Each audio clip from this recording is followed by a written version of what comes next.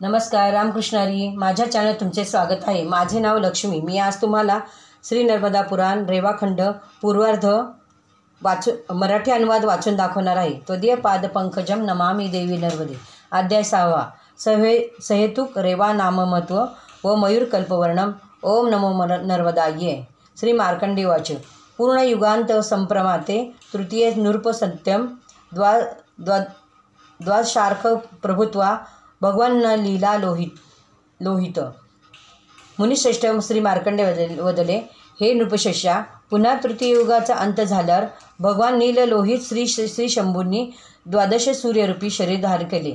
सप्तद्वीप समुद्रापर्यंत शैलवान काननासहित संपूर्ण पृथ्वीमंडल कालरूपी श्री महेश्वराने दग्ध केले. त्यानंतर महामेघ होऊन जलात ते बुडवले. कृष्णवर्ण झाले त्या संपूर्ण जगाला विद्युत तसेच इंद्रयुधाने अंकित पृथ्वीला त्या एकारणावात बुडून मायाद्वारा त्या विमल जगाचा संहार करून स्वतः कृष्णवर्ण श्री विष्णू होऊन योग निद्रेत स्थिर झाले. त्यानंतर मी त्या घोर अंधकारमय प्रलय जलात वायुरूपी श्री महेश्वराच्या स्वरूपात 1000 दिव्य वर्षापर्यंत भ्रमत करत राहिलो. ज्याने हे घन दृष्ट निर्माण केले त्या देवदेवेश्वराच्या ओमपूर्वक ध्यान करत हे राजेंद्र त्या विमल जलात मी स्थिर राहिलो. सर्व स्थावर जंगम नष्ट झाल्यावर त्या घोर महावर्णात एकाकी स्वर्णपत्रवाल्या मयूराला मी पाहिले, जो आकर्षक चंद्रबिंबांनी युक्त होता.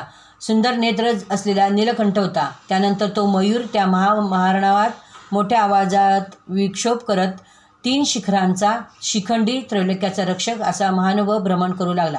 श्री शंभूनेच मयूररूप अर्थात श्री रुद्र स्वरूपात त्या विशुद्ध महावर्णात भ्रमण करण्यात त्या महावेगाने श्रेष्ठ सरितेला पाहिले. लाटांच्या जाळ्यात भ्रमण करण्यात तिला अचानक मयूररूपी श्री महादेवाने विचारले, तू कोण आहेस? हे शाश्वत शरीररूपिणी, या महाप्रलयातही तुझा क्षय झाला नाही. समस्त सुरासुरगण नष्ट झाल्यावर तसेच सर्व सरोवर सरिता व सागरी विलीन झाल्यावर हे कमलनयनी, तू कोण भ्रमण करत आहेस? कुठे जात आहेस आणि तुझा क्षय का झाला नाही?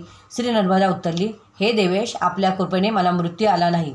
हे देव, रात्र व्यतीत झाली. आता आपण पुन्हा विश्वाचे सृजन करावे. असे म्हटल्यास श्री महादेवाने आपले पंख पंजर फडफडवले. त्यामुळे त्यांच्यातून आणि पंखातून बाहेर पडून दैत्यराज प्रगट झाले. त्यांच्या श्री नर्मदा सरिता पुन्हा भ्रमण करत राहिली. त्यानंतर हे भरत श्रेष्ठ एक अन्य महापर्वत दिसला, जो अति विस्तीर्ण 3 शिखरांनी युक्त बैलशृंगासमान होता. तो त्रिकूट नावाने विख्यात व सर्व रत्नांनी विभूषित होता. त्या चित्रकूटात भिजवत ती भूतलावर आली आणि त्रिकुटी नावाने प्रख्यात झाली. पितरांना तारणारी परा म्हणून प्रसिद्ध पावली. त्यानंतर द्वितीय शिखरावरून गंगा धरणी त्याला विस्तीर्ण झाली. त्यावेळी त्रिकुटांचा 3रा शृंग 7 खंडात विभक्त झाला. तेज जंबू द्वीपात 7 कुल पर्वत झाले. चंद्र नक्षत्रसहित ग्रह ग्राम नदी नद अंडज स्वदेश उद्विज आणि जरायुज प्राणी प्रगट झालेत. अशा प्रकारे हे सर्व जग या मयूरापासून प्रगट झाले. हे नरशार्दूल समस्त महादेवाचेच हे प्रगट रूप झाले. त्यानंतर त्या नद्या व समुद्राचे अलग अलग विभाग करून देवदेवेश्वराने श्री नर्मदाला दक्षिण दिशेत प्रयाण करण्यास सांगितले. या प्रकारे ती महापातकनाशिनी दक्षिण गंगा प्रसिद्ध झाली. जशी उत्तर दिशेस गंगा पवित्र आहेत, या प्रकारे तू दक्षिणेस आहेस अशी महापवित्र गंगा माझ्या मस्तकात उत्पन्न झाली. त्याच प्रभावाने युक्त हे महाभाग्यशालिनी निश्चय तूही आहेस. तसेच हे सुवर्ते, मी माझ्या एकांशाने सदा तुझ्याबरोबर राहीन. महापातकांसाठी तू औषधीरूप सिद्ध होशील. असे श्री महादेवाने सांगितले. श्री शीघ्रगतीवाली महापातकनाशिनी श्री नर्मदा दक्षिण दिशेस निघून गेली.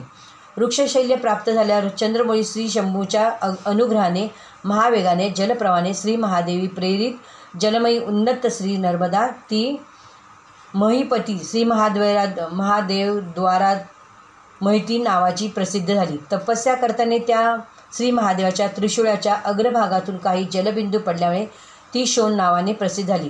ते 17 बिंदू गणले जातात. त्या सर्वात श्री रुद्र देहातून निघणारी व श्री महादेवाकडून वरदान प्राप्त झाल्यामुळे सर्व दद्यांमध्ये श्री नर्मदा अत्यंत पुण्यशील आहे. श्री शंकराच्या अनुग्रहामुळे महापातकनाशिनी ती देवी त्या घोर महावर्णात दिसू लागली. अशी स्पष्ट स्वरूप महाकाय असल्यामुळे महती म्हणून संबोधली जाते. मेघमंडलासह द्विजाद्वारा शोभ प्राप्त केल्यामुळे कलुषत्व वहन करताना सरस झाली म्हणून सुरसा म्हटली जाते.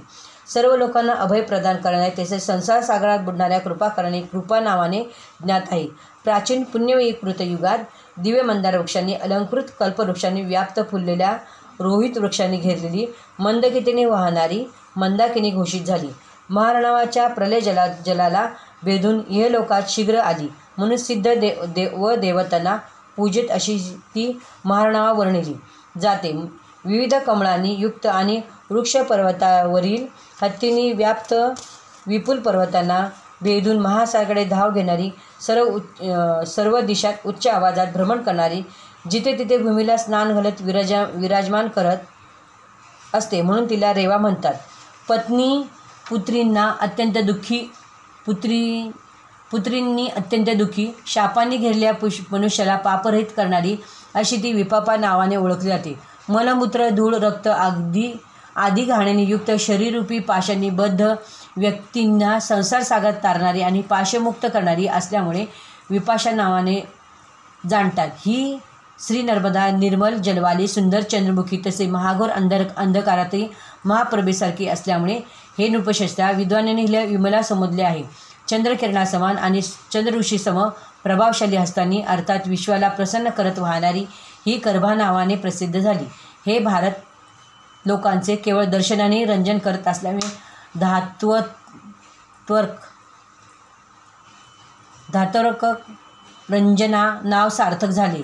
हे राजश्रेष्ठा तृण वेल झुडपे आदी तसेच प्राणी पक्षी यांचाही उद्धार करून स्वर्गात नेणारी असल्यामुळे हिला वालुवाहिनी किंवा वायुवाहिनी म्हणतात. या प्रकारे जो या नावाने आणि विशेषतः त्याच्या उत्पत्तीला जाणतो तो पापमुक्त होऊन निश्चय श्री रुद्रलोकात जातो.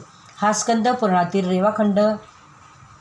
रेवाखंडाच्या पूर्वभागातील सहेतुक रेवा नाम महत्त्व व मयूर कल्पवर्णम नामक 6वा अध्याय पूर्ण झाला. रामकृष्णारी. तुम्हाला व्हिडिओ आवडल्यास लाईक करा, शेअर करा. रामकृष्णारी. धन्यवाद. त्वदीयपाद पंकजम नमामि देवी नर्मदे.